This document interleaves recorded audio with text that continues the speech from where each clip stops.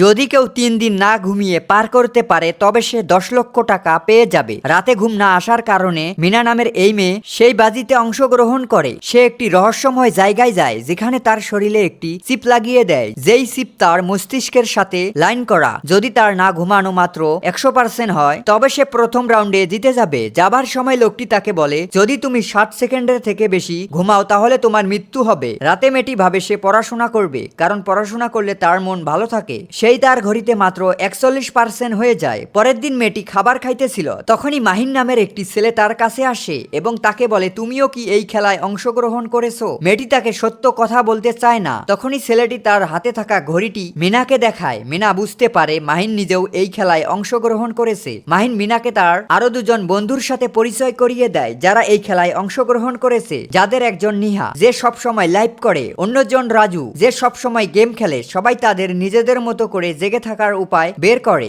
আর তাদের না ঘুমানোর মাত্রা 100% হয়ে যায়। তৃতীয় দিন তারা তাদের বাজির টাকা পেয়ে যায়। রাজু তার গেম খেলার জন্য সামগ্রী কেনে যেন ভালো করে গেম খেলা যায়। অন্যদিকে মিনা তার দাদির জন্য ঔষধ এবং থেরাপি মেশিন কেনে, আর নিজের বোনকে একটি নতুন ফোন কিনে দেয়, কিন্তু সে নিজের জন্য কিছুই কেনে না। মাহিন নতুন একটা ঘড়ি কেনে। বাইরে আসতেই তার একটি গাড়ি পছন্দ হয়। নেহা তার রূপচর্চা করার কারণ সে আরো সুন্দরী হতে চায়। কয়েকদিন পর তাদের মনে হয় 10 লক্ষ টাকা অনেক কম, তাই তারা দ্বিতীয় রাউন্ড খেলতে রাজি হয়। এইবার শর্ত হলো 5 দিন না ঘুমিয়ে থাকতে হবে। 2 দিন সহজভাবে পার করলেও 3 দিনের দিন মিনার অবস্থা খারাপ হয়ে যায়। কোনো কাজেই তার মন বসে না, কিন্তু এবার বাজি হলো 50 লক্ষ টাকা। যদি কেউ ঘুমিয়ে পড়ে তবে সে শেষ হয়ে যাবে। মাহিনের চোখে ঘুম চলে আসে। তার মনে হয় খেলার সময় তাকে কেউ গালি দেয়। নেহার মনে হয় চলার সময় কেউ তার পেছন থেকে তাকে ফলো করে। অন্যদিকে রাজুর অবস্থা আরো খারাপ। রাজু ভুল করে ঘুমিয়ে পড়ে আর মরতে মরতে বেঁচে যায়। পরের দিন তারা দেখা করে। একদিন বাকি থাকার পরেও না ঘুমানোর মাত্রা এখনো 50% হয়নি, তাই তারা সিদ্ধান্ত নেয় আজকে সারা রাত তারা একসাথে অনেক মজা করবে। রাতে তারা একসাথে পার্টি করে, লেবু খায় এবং ঠান্ডা পানি গায়ে দেয় যেন তাদের চোখে ঘুম না আসে। তারা সবাই ঘুমাতে যাবে, তখনই মাহিন ড্রিঙ্কসের সাথে ওষুধ মিশিয়ে সবাইকে খাইতে দেয়। রাতে অনেক কষ্টের পর তারা